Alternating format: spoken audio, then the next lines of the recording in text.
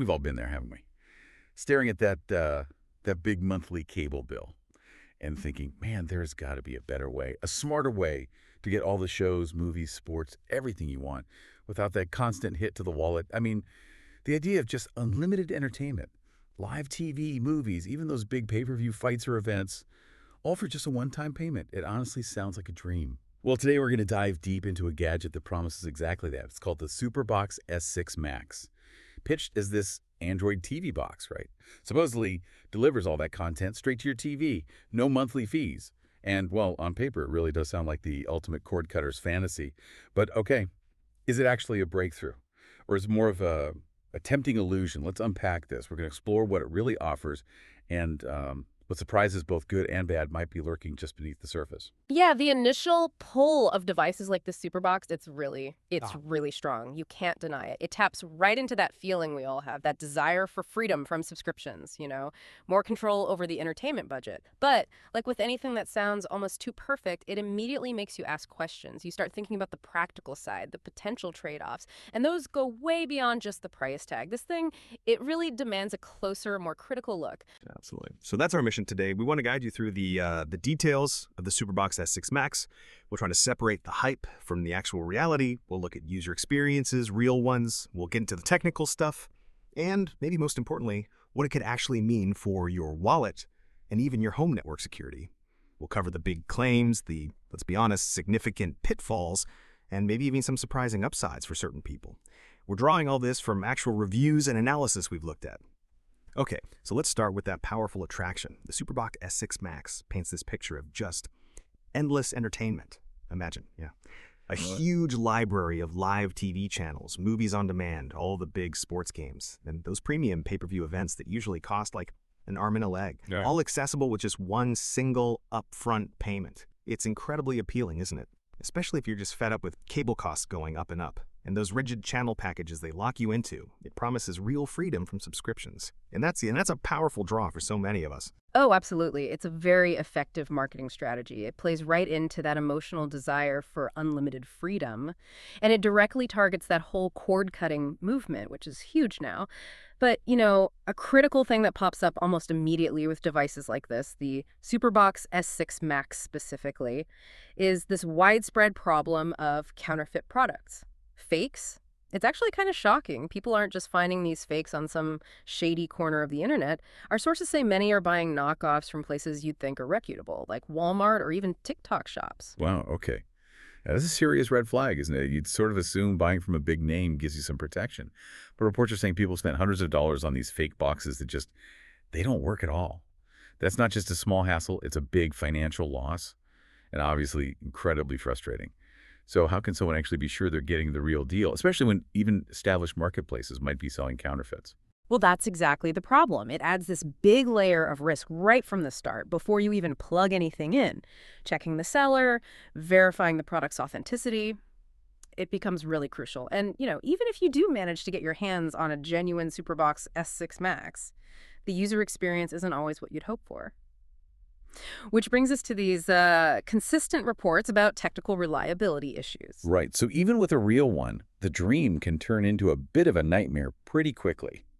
Users talk about some incredible frustrating stuff, like constant reboots, just stops and restarts while you're watching, screens freezing right in the middle of a show, remotes that just stop responding. Can you imagine? You settle down for the big game or the end of a movie, and your device just quits.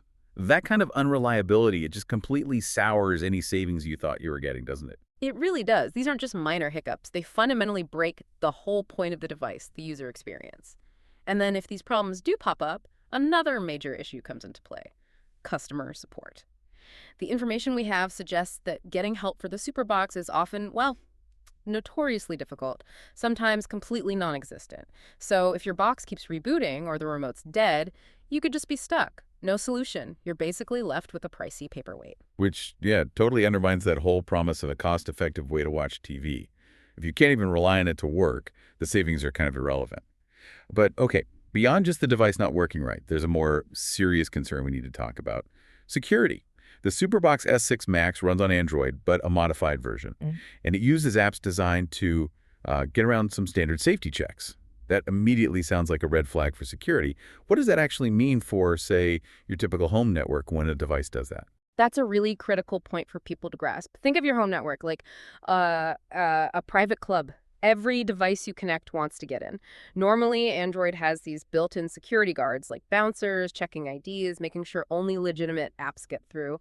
A modified Android system, especially one running apps designed to bypass those checks. It's like the bouncers just started letting everyone in, no questions asked. It basically opens the door wide to all sorts of unwelcome visitors, not just on the Superbox itself, but potentially across your entire home network. That means your computers, your smart speakers, your phone, your personal data. It creates significant vulnerabilities. You could be leaving yourself exposed to malware, data theft, other cyber risks.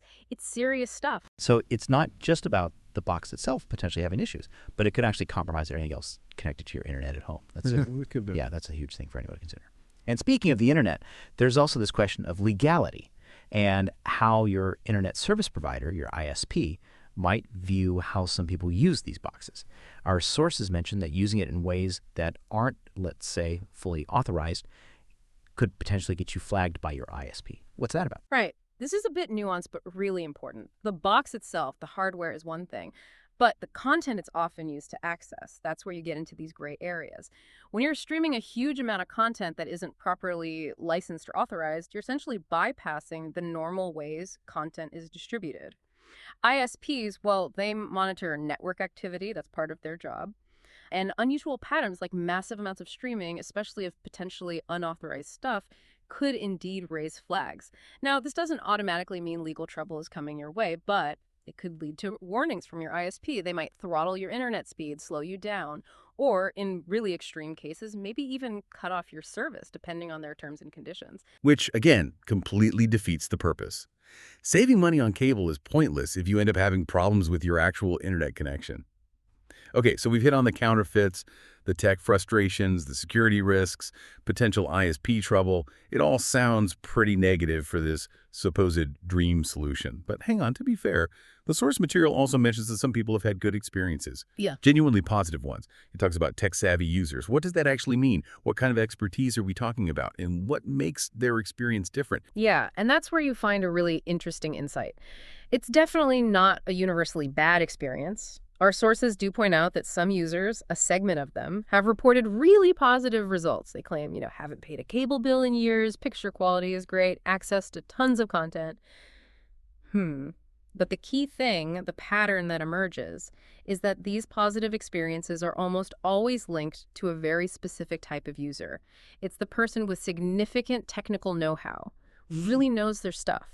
We're talking about someone who's comfortable setting up active network protection, maybe configuring firewalls, someone who understands encryption and is good at troubleshooting complex tech problems on their own without needing customer support. Ah, okay. So for someone who really has that level of technical skill, it could potentially work out. But that implies a pretty significant level of hands-on effort and self-reliance. It's definitely not just a plug-and-play device for the average person looking to save some money then, is it? Exactly. That's the big takeaway here, I think. While the potential for saving money is real for some people, it's absolutely not a one-size-fits-all solution. Far from it. If you're okay with a certain amount of, trial and error, if you have the tech skills to manage the device, and crucially, if you know how to protect your network from the security risks we talked about, then maybe the cost savings might outweigh the downsides for you personally.